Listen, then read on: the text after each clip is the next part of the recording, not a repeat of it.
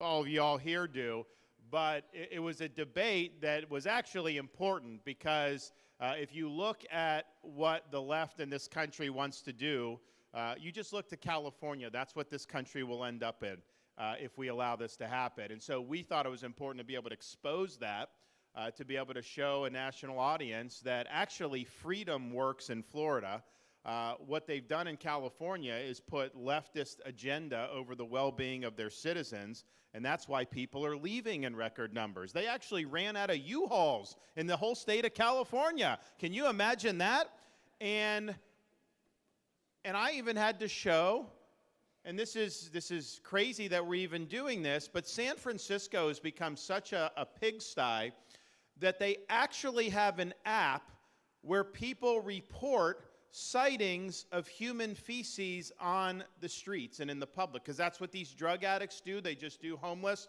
And so I pulled up the map, and every plot on the map is where they found this, and the entire area is covered with this. And I'm just thinking to myself, who lives like this? And they just let it happen.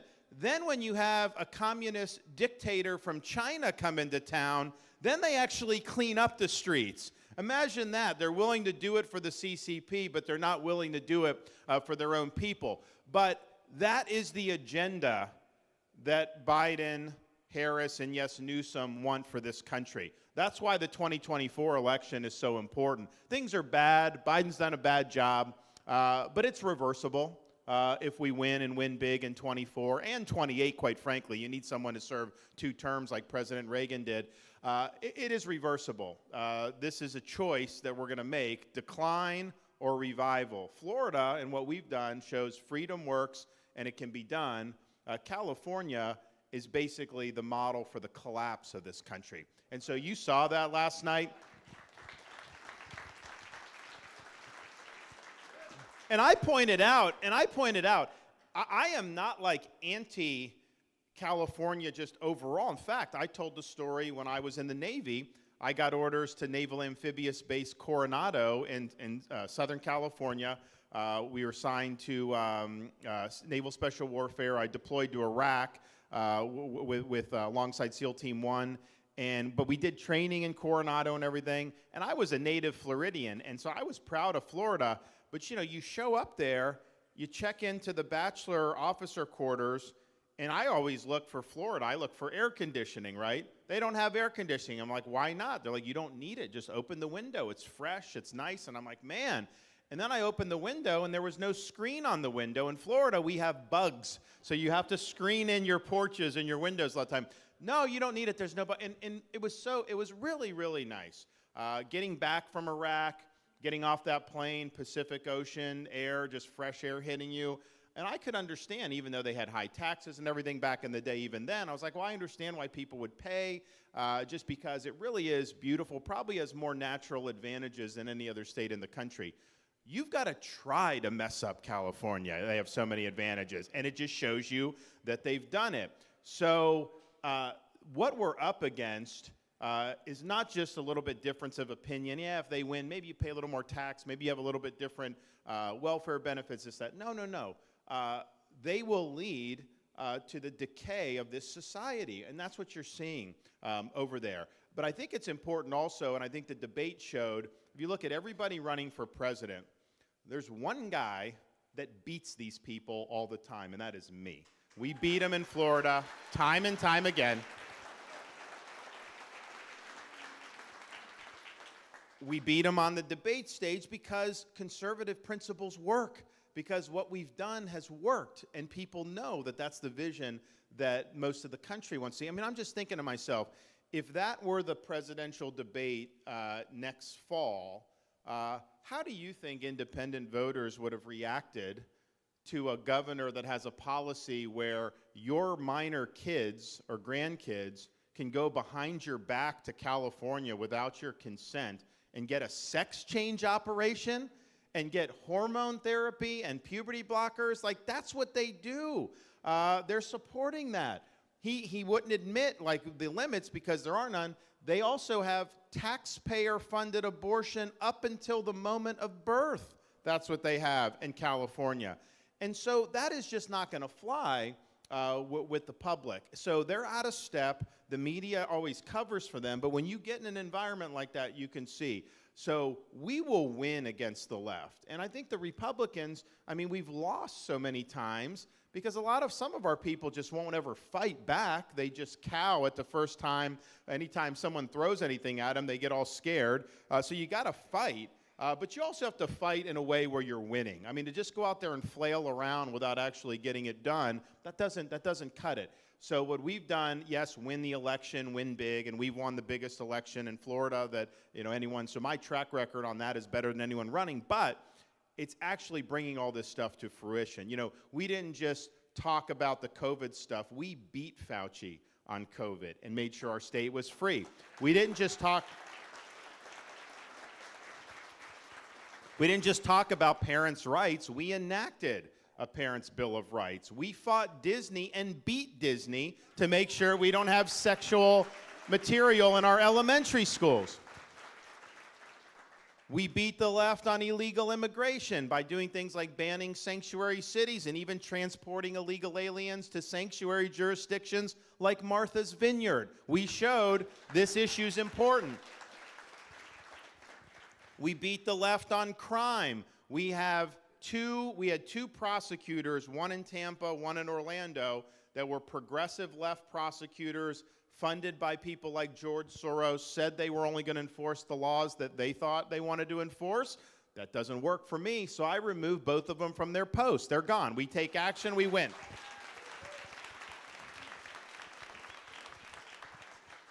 We've even gone to get indoctrination out of the universities in Florida. Can you imagine that? Now we have all tenured professors must undergo review every 5 years and can be let go for poor performance. When has a Republican ever delivered that? So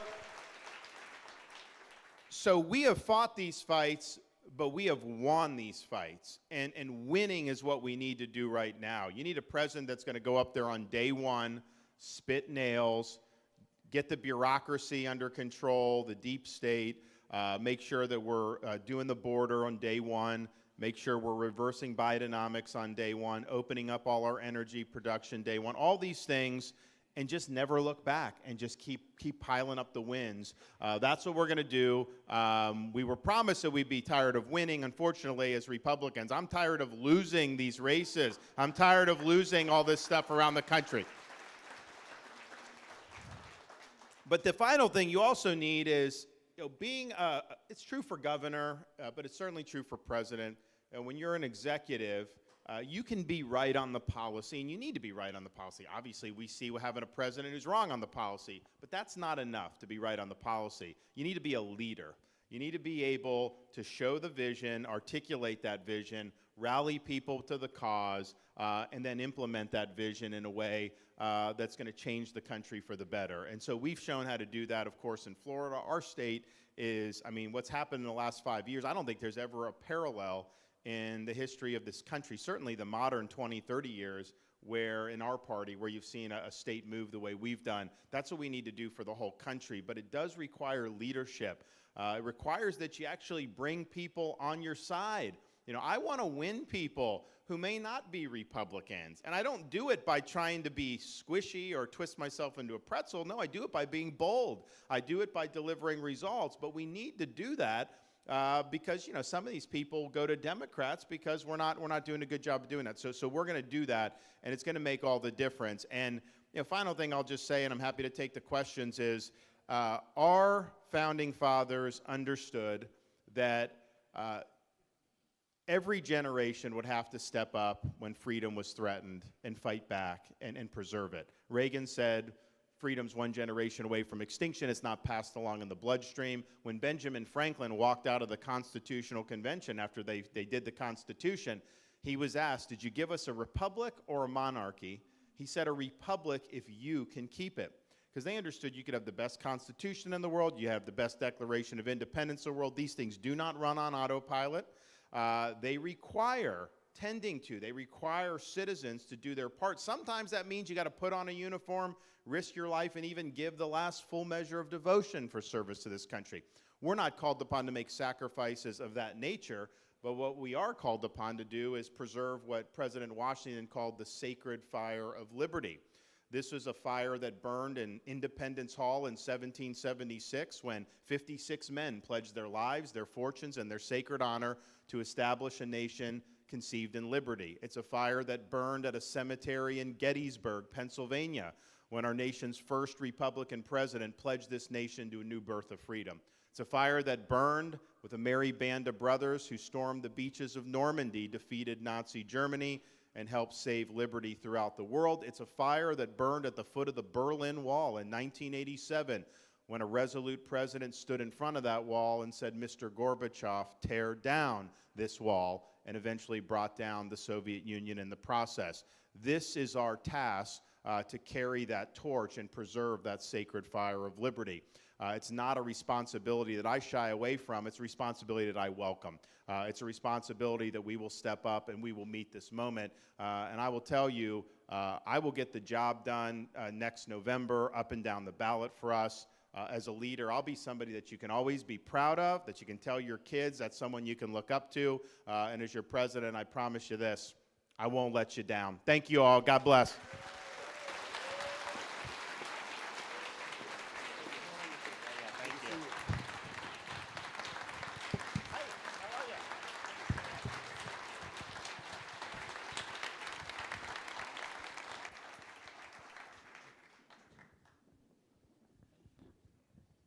Okay. Going to let everybody get seated here. Okay, this is how this is going to work.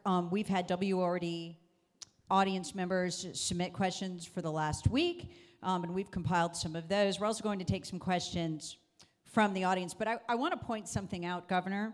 You are about to make history right now in South Carolina, because for the last 10 years, we've been trying to get Nikki Haley to come and answer unscripted questions, and it's never happened. Good luck with that. Did Charlie, have you ever been?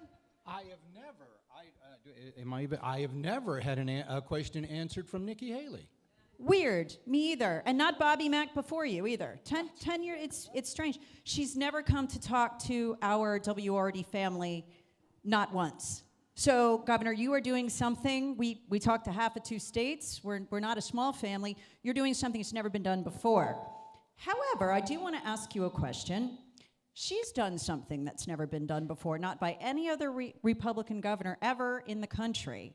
She got Hillary Clinton's chief fundraiser and bundler, Jamie Dimon, a self-described Democrat, to raise money for her. So that's she does have that.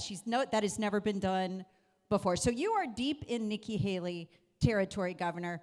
Make the pitch. Why should they vote for you? Well, when you see, is this on? Okay. When you see things like that, and those types of folks gravitating, and they're the ones that are elevating her, that just tells you that's just the managed decline of this country. That she is not going to change anything. If she's catering to those people, she is not going to change this country. She will basically be somebody that will allow them to call the shots and not do the real significant heavy lifting that we need to do. They don't want a guy like me to go in there and be tough on China. They make money from China, these Wall Street guys. You know, they don't want us to close the border. They make money with cheap labor coming into this country. They don't want us to actually drain the swamp and bring in the administrative state and neuter that, because a lot of times they can control some of these bureaucrats and these agencies. So I represent being a change agent in Washington, and we really haven't had one that has been able to do big change and make it stick on our side since Ronald Reagan.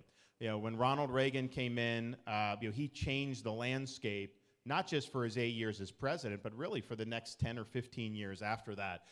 We need that now. This country is going in the wrong direction. It's been going in a bad direction really for a long time. We need somebody that's going to reverse that decline and get us on a fundamentally different path. I don't know what you could say about her tenure as governor here, but I've never heard of any major accomplishment that she had as governor here. And I can tell you this, in Florida, you know, I won my reelection by much more than she won here and she was in a red wave year in a very red state. I took a purple state and made it a red state. We took on all these issues. I mean, school choice, illegal immigration, crime, cutting taxes. We paid down 25% of our state debt. All these different things. I said I would do it, and I delivered on it. But when you do that, you get people that don't necessarily like that. And the question is, are you going to stand for the people when the media's coming at you, the left, or some of these entrenched interests, and hold your ground like we did when we beat Disney, like we've done so many other times? Or are you going to run for cover and not be willing to fight for people? And I don't think she's shown a willingness to fight for you when it's tough. It's easy when the wind's at your back, but when it's tough, she's not going to dig in. She's not going to be someone you can count on as conservative.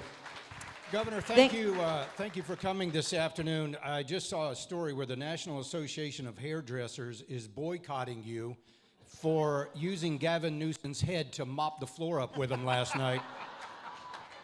Congratulations on that. Well, it was interesting, because he was ranting about, how bad oil companies are. Because, California has the highest gas prices in the country. And he says the oil companies are price gouging. And I'm like, well, why aren't they price gouging in Georgia and Florida, who have much less gas? I mean, they're only choosing California? No, it's your policies. But he was saying how bad it was. And I saw on social media, I think it was like the U.S. Oil and Gas Association, they put out a response to him saying, excuse me, Governor, you would not be able to use hair gel unless you had our petroleum products that go into your hair gel. We do have a question from a WRD listener, Kenny. He asked, which is easier, to get the pythons out of the Everglades or to get the communists out of D.C.? And how do you stop the weaponization of our federal agencies against good, honest, hardworking American citizens? Well, you'll see day one, we'll clean house in D.C. And part of the reason it's gotten to this point where they're abusing power is because nobody's held them accountable. There's this idea in Washington that people say, oh, the DOJ, the FBI, they're independent agencies. President can't be involved with those. They are not independent agencies. If they're independent, that means they're not accountable to anybody. They need to be accountable to the elected president of the United States. And so I will go in, I will hold them accountable. If we have an FBI, well, first of all, we will lay down the law about what's appropriate and what's not on the front end. But if someone is violating, let's say FBI is surveilling parents going to school board meetings like they were doing in Northern Virginia, I'm going to fire those people who are responsible for that. When they're going after pro-lifers, I'm going to fire them for harassing those people. If they go and work with big tech to collude, to censor dissent, whether it's COVID, whether it's the Hunter Biden laptop, any of that, I'm going to fire those people. So you just have to take the bull by the horns. Yes, you need an attorney general that's got backbone. I'm going to have a new FBI director on day one. We'll make sure that happens. But, I think I look back at prior Republican administrations, they didn't really do anything to rein these agencies in. The censorship of the Hunter laptop that the FBI was involved in, who was president when that happened in the fall of 2020? Donald Trump was president. That was his FBI that was doing that. He didn't have any control over it. Christopher Wray was a mistake for him to appoint Christopher Wray. He should have fired him. We obviously will move in a different direction on that. But, you have got to be willing to hold people accountable. And so we're going to go in. It's going to be, we'll rock the boat. There's going to be a lot of gnashing of teeth. There's going to be a lot of people that are going to wail. Because here's the thing. The people in Washington do not want to give up this power. They've accumulated power really in ways that are extra constitutional. And the question is, who does the government belong to? This entrenched bureaucracy or we the people? I know the founding fathers believed it was we the people, and that's what I'm going to restore. Our next question comes from Lena Smith. She's the former CEO of the Piedmont Women's Center. Lena, welcome. Thank you, and welcome back to South Carolina, Governor. I've been watching you for a long time because I have 3 grandchildren being raised in Florida. Okay? What part? Ponte Vedra. Oh, great area. We used to live there before we moved into the Tallahassee. Till you upgraded your home? Right, okay. Well, this is going to be considered your pro-life question, okay? And I'm not new to this. For 26 years, I was the CEO of a pregnancy medical clinic in Greenville. We helped women make choices for life, And we also help people who experience the tragedy of abortion by offering help and hope, because there is recovery. After many years of work, South Carolina now finally has a pro-life bill, a heartbeat bill to protect the unborn from death after a heartbeat is detected. We want to thank you, Governor, for passing that same bill in Florida and protecting the unborn. Governor, we watched as in October you sent planes to Israel to bring back stranded, innocent Americans home from an intensifying war. That was a courageous act of concern, of compassion. If you are elected president, will you continue to stand and fight for the innocent unborn among us the same way? That war is a big one, and it's important. My question to you, who are you looking to for counsel to make your plan to rescue the littlest among us, the unborn? Thank you. Thank you for your question, and Yes. thank you for your great work. We appreciate it. It's important. It's important that we have a culture of life in this country. We've obviously done things in Florida. You all have done things in South Carolina. If you look at things that are happening in Washington, for example, our military. You have all these problems with the military.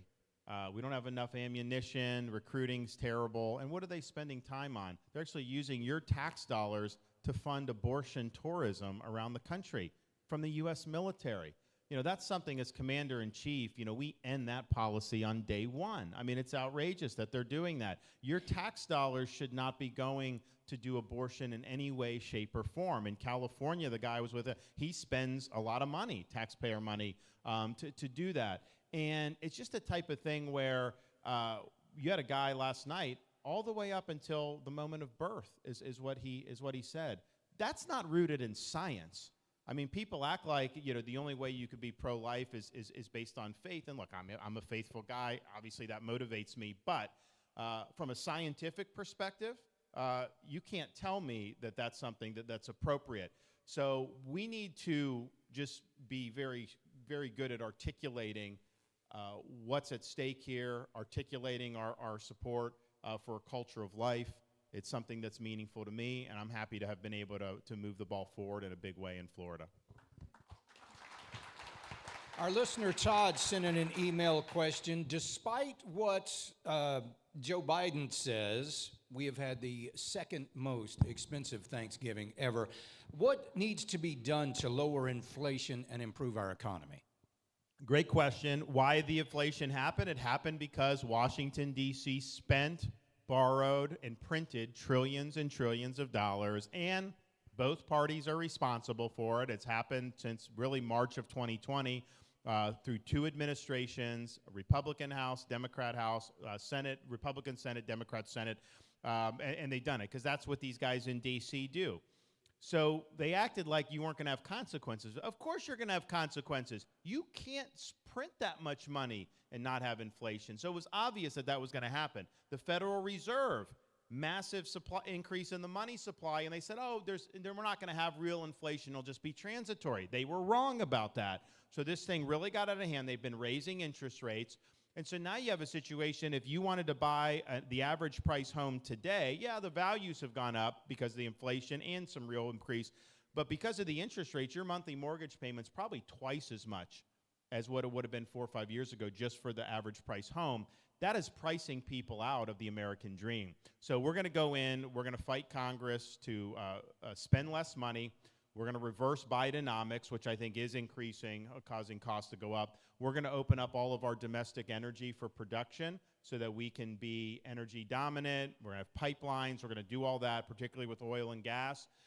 That will be deflationary because we'll be reducing the cost of energy, and I think that that'll be really, really significant. And then there's just some things on a more longer term. I want to produce folks who have important skills. That does not mean you have to go to a 4-year brick and ivy university.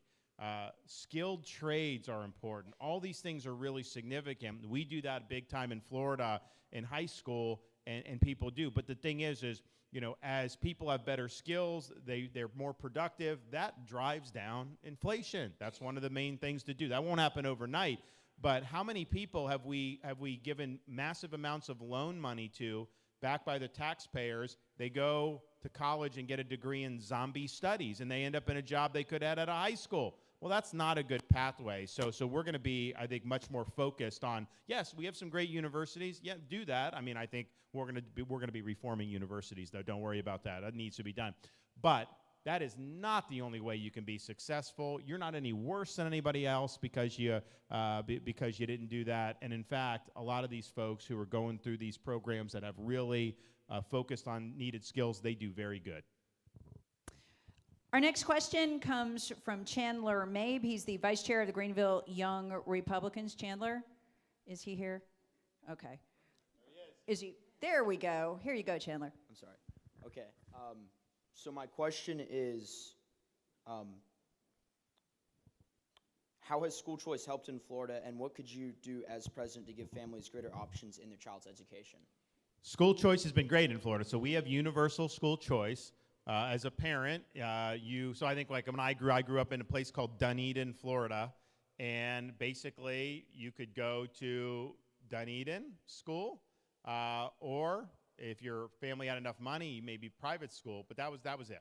Now, if you're that same parent, yes, you can go to the local school. You can, within the school district, have choices to go to other schools within your district, out of your neighborhood.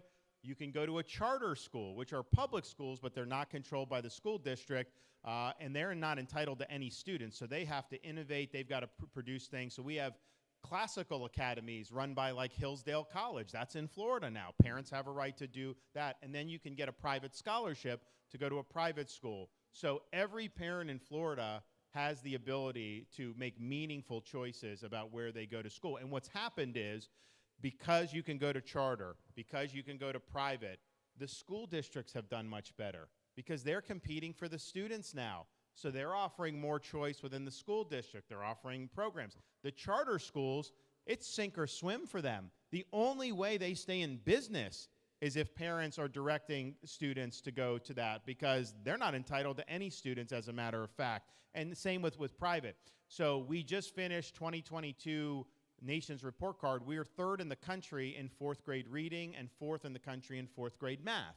And we're a big, diverse state. You know, that's very, very good. Now, if you watched last night, California has one of the worst literacy rates. He was trying to say they're doing so well. I mean, honestly, I've never seen anyone lie that much on a single stage. But tried to say that somehow, you know, he didn't lock the kids out of school for so long. Trust me, people moved from California to Florida because they couldn't get their kids in school. So I would say school choice works. We know that. That Florida shows that 100%.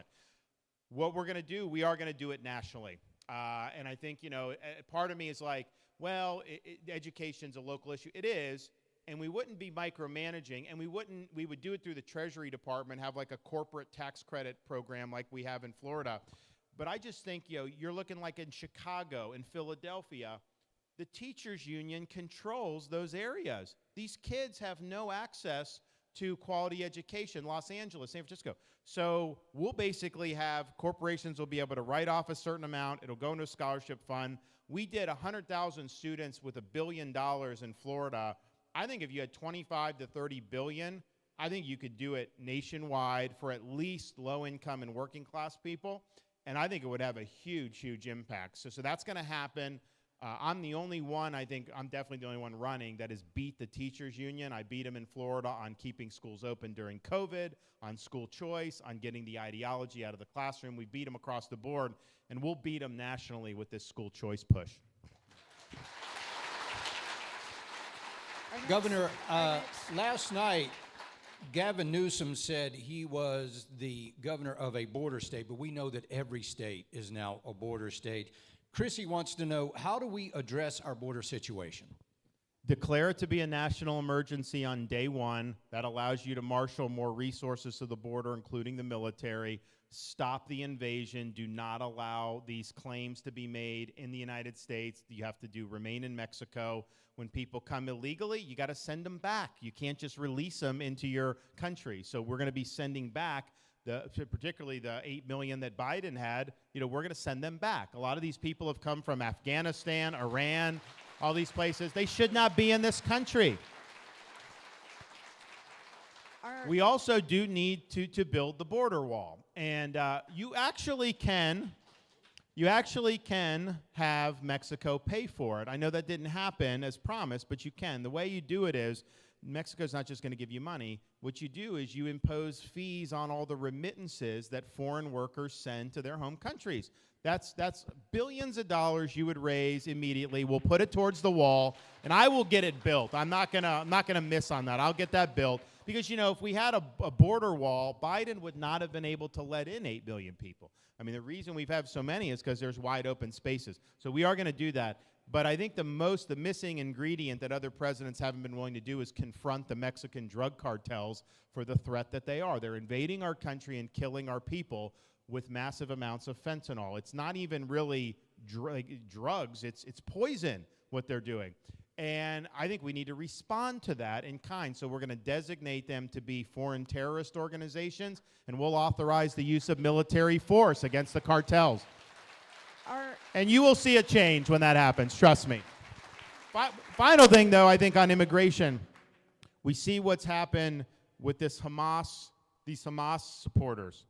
And in the United States, some of these universities, like MIT, they're like, well, a lot of these are foreign students. Well, I can tell you this, when I'm president, if we have someone that's here on a foreign student visa and they're making common cause with Hamas, I'm canceling their visa and I'm sending them home. Our next question, Governor, this seems to work better closer to here. Our next question comes from WRD listener Jan, and Jan sent this to me personally. She was very concerned about it. We recently heard that Nikki Haley on day one would end anonymity on the internet. If she's elected president, would make sure no one could be anonymous online. Sounds like something China would do, she writes. What would you do on day one if elected president? So what Haley said was outrageous, and it is exactly, China has done this. So what she said, she's trying to walk back from it, what she said was, she said on day one, the first thing she would do is, she said, I want everybody's names on social media. Well, if you've lived through the last 4 or 5 years, who are the people that get targeted for abuse? It's conservatives that get targeted and get canceled and get maligned. And so doing that, first of all, is an overreach of government. It's doing things that are trying, and they're setting the stage with that for a digital ID and a social credit system. This is obvious that that's what's going on.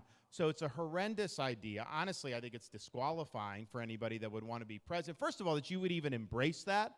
But to say that's what your first priority on day one is, I want everybody's names, which is what she was saying, totally, totally unacceptable. So we'll do the opposite of that. I've already addressed this in Florida and banned it, but on day one, we're going to take this idea of a central bank digital currency, and we're going to tear it up and throw it in the trash can. That's going to be gone. You're not going to have to worry about that here.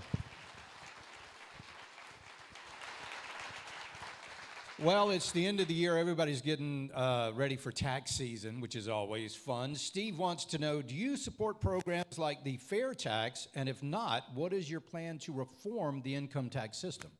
I think we should eliminate the IRS and have one of these systems. So I would support that 100%. And all 87,000 new IRS, heavily armed IRS agents? At least that. That should be just, you do that before breakfast. That should be an easy thing to get rid of. Our next question comes from Jer. She is a new citizen, new U.S. citizen. She is from China, and she has a question for you, Jer. Good morning, Governor and Casey. Thank you for being here, but thank you for all the fights you have put together for the country and for the people. Last year, I took 2 oaths, one to become a naturalized citizen, and the second one to join the South Carolina State Guard. So my question is about China, but I think the way I see it and I ask it is probably more than my average American citizens. I also stood at Yuma, Arizona, look at the gaping hole on the border wall with Charlie here.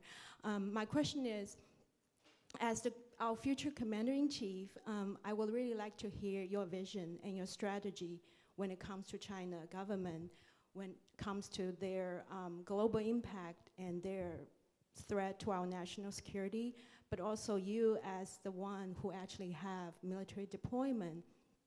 How do you counter it, and how do you safeguard American sovereignty but also American prosperity? Great, thank you. Congratulations on citizenship. It's an important question.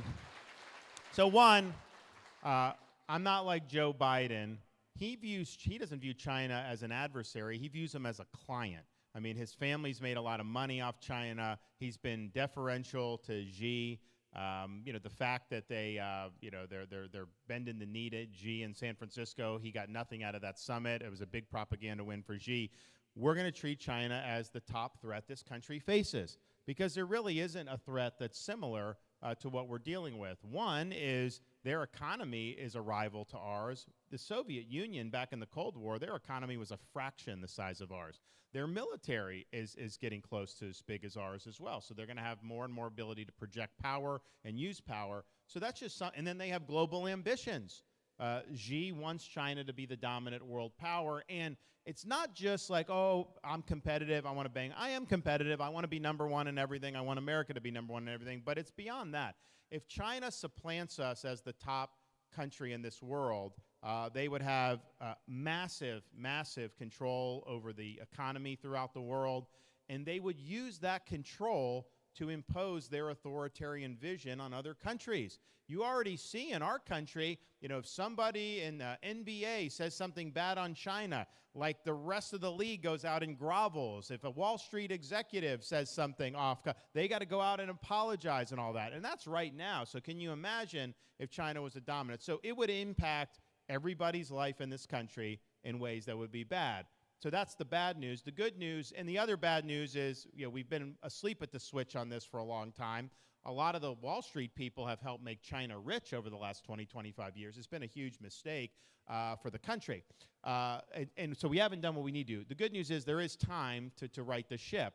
But what you need to do is you need to have enough military power in the Pacific to deter China's ambitions, not just Taiwan, but beyond that. You need to have economic policy so that we're not dependent on China for all these things that are so important to our country. We need to make that here in the United States, or at a minimum have the ability to transact with friendly countries for these supply chains that go into that. And that's going to be something you got to be deliberate, strategic, and methodical to be able to bring that to about. But right now, if we were to have like a major world war, God forbid, and China was on the other side of it, we literally would have to go to China just to be able to support our war effort. I don't think they're going to be willing to do that in that situation. So it puts us in a position of great vulnerability. And then the third thing is we have to combat China's influence here in the United States. So I've done that in Florida. I banned China from buying land in the state of Florida. They're not allowed to do it. We need to do that nationwide. No farmland, no land near military bases, none of that. We also got the CCP out of our universities. They have these things called these Confucius Institutes. We got rid of those in Florida. They get involved in funding academic research. They take trade secrets.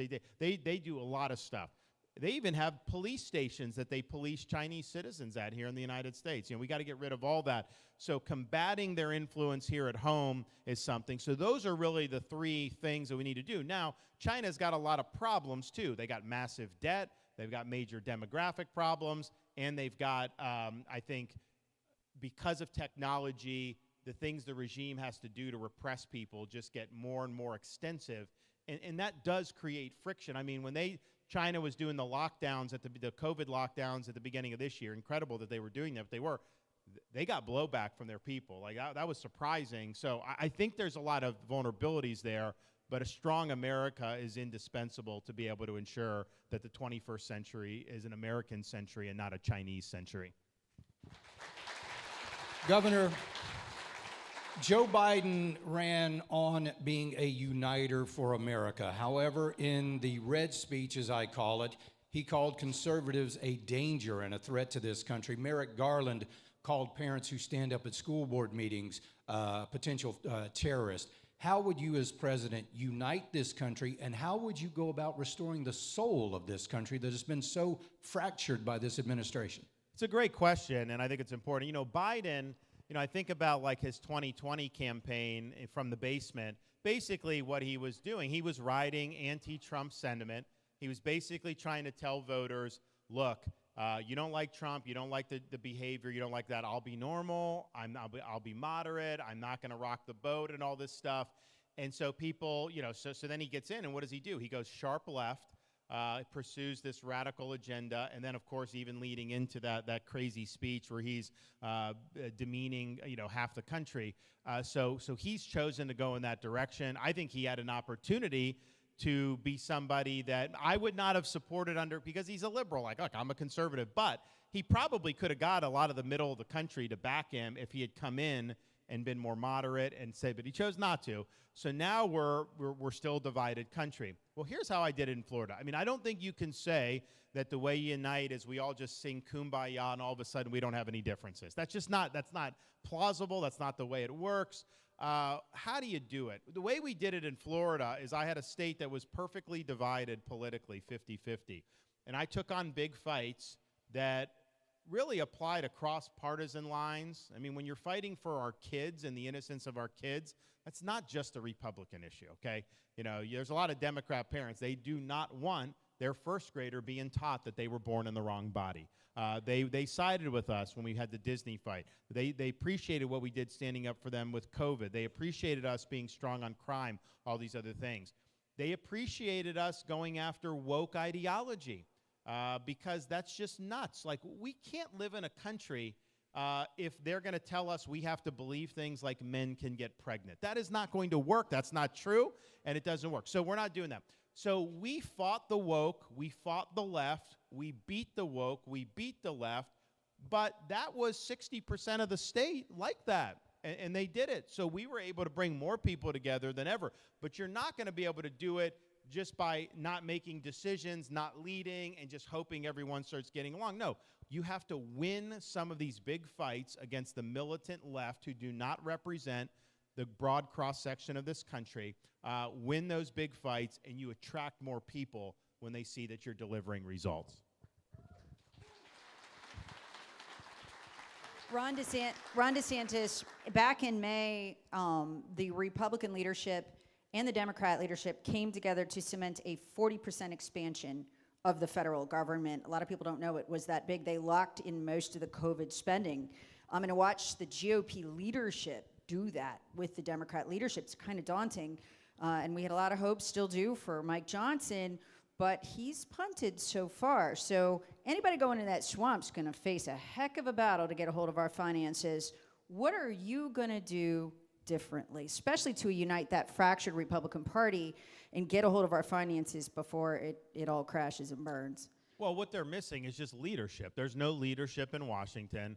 These guys have their own little more parochial agendas, but that's not what is in the best interest of the country. And so it's going to take a president to come in, articulate that vision that rallies not necessarily the congressmen themselves, but rallies their constituents. And that's what I did in Florida. When I became governor, we had a history of the governor and legislature having these like really bad clashes. They didn't get along for years and years.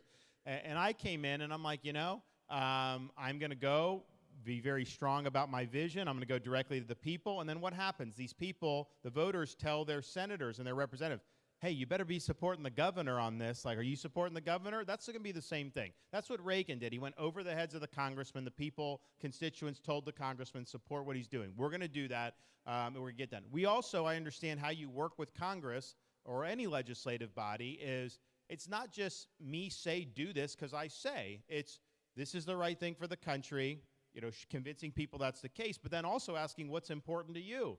And if there are things that you want that are not offensive to my principles, I want you to be successful too. It's a team effort, and you got to be willing to work collaboratively with people. So we've done that in Florida, and my first legislative session in 2019, even the liberal press was saying this was by far the most productive session that they could remember in like a quarter of a century in the state of Florida. And then every session since then, we've beat it and done even more each time. So it can be done. You just got to have leadership. You just got to have momentum. But we really haven't had a president, probably since Reagan, who tried to reduce spending.